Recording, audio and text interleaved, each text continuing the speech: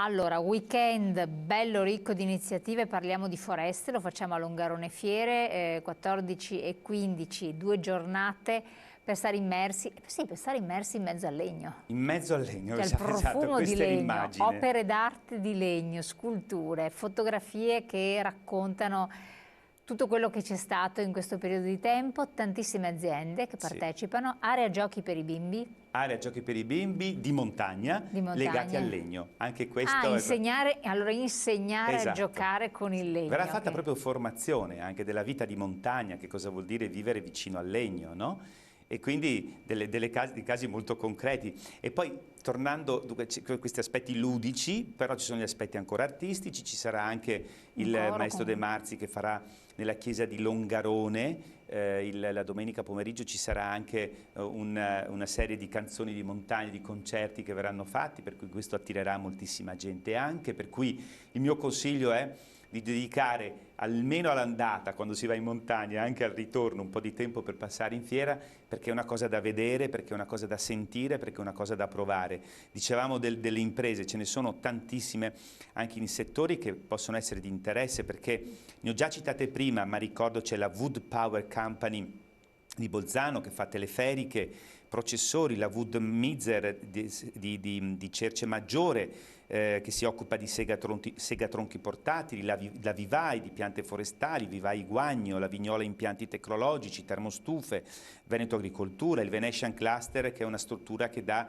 consulenze in termini di finanziamenti europei, la Trentino Rope che si occupano di attrezzature per l'Esbosco, la Springo SRL di Ponte nelle Alpi, la Sponga Enzo Giovanni di Sedico, la Sigma Tremea di Lentiai per macchine e attrezzature forestali, la Ronchiato Legna da Ardere, le regole. Le regole saranno anche presenti, le regole, perché sono comunque un attore molto importante. Quindi, perché che ruolo hanno in questo caso? le regole sono quelle che, per esempio, quando parlavo poco fa di quei due signori che ho incontrato in montagna, una coppia che stavano tagliando con la motosega e mettendo in ordine i tronchi degli alberi come volontari, questi evidentemente hanno avuto l'approvazione da parte delle regole, in questo caso era della Val Fiorentina.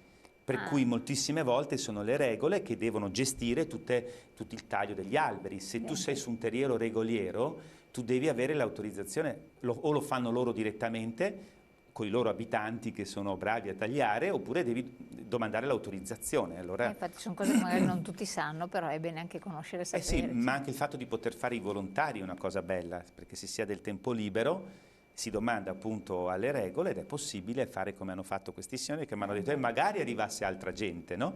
Sì, perché dove non c'è l'autonomia, sì. almeno, e quindi come istituzione, no? Come possibilità, sì, come in Trentino Alto Adige, almeno ci potrebbero essere i volontari, come sono anche quelli del CAI, del Club Alpino Italiano, che sono importantissimi, esatto, assolutamente. E per quanto riguarda il legno, l'utilizzo, anche case in legno, si era parlato anche tanto tempo fa, e abbiamo in Alto Adige dove vengono fatte anche delle manifestazioni fieristiche dove viene valorizzata questo nuovo tipo di abitazione. Sì. Beh, lì c'è un antipasto durante la fiera di quella che sarà la fiera del turismo, che ci sarà il 5, 6, 7 di ottobre, sempre a Longarone. Anche quella la consiglio perché è una fiera interessantissima, nuova. Che si chiama? Del turismo. Ah, proprio Fiera del Turismo. Si chiama Dolomiti Expo e Dolomiti Outdoor, anche per chi ama lo sport, per chi vuole vedere. Quindi ricordiamo Dolomiti Expo. Esatto. Dolomiti Expo e Dolomiti Outdoor, no? E sono perché? Perché avremo delle tende di lusso che verranno esposte di alcune aziende anche italiane, avremo le case in paglia, le casette sugli alberi. Quindi stiamo organizzando anche questo aspetto, esatto, è sempre legno, no? È sempre vivere in mezzo alla natura. Quindi stiamo organizzando anche questa componente che si avvicina un po' anche al tema turistico, no? E quindi al tema di dove passare le vacanze, di come passarle, no? Per cui è un vivere anche, diciamo, nell'ambiente naturale, ecco perché quell'aspetto ambientale al quale noi teniamo particolarmente, per cui c'è da una parte l'aspetto del ripopolamento dei territori, come risolvere i problemi delle aziende, di queste devastazioni, ma anche l'aspetto appunto, l'aspetto proprio quello l'aspetto proprio dell'ambiente, della tutela dell'ambiente, del vivere in montagna e di avere rispetto dell'ambiente. Ci sarà adesso con i prossimi eventi, che ci saranno poi anche ovviamente le Olimpiadi, che impulso potrebbero dare alla fiera? Ma potrebbe essere coinvolta. Stavamo parlando poco fa della Fiera del Turismo. Nell'ambito della Fiera del Turismo noi cominceremo ad affrontare il tema Olimpiadi. Fra l'altro già qui abbiamo visto che ci sono delle aziende che si occupano di funi e di impianti a fune.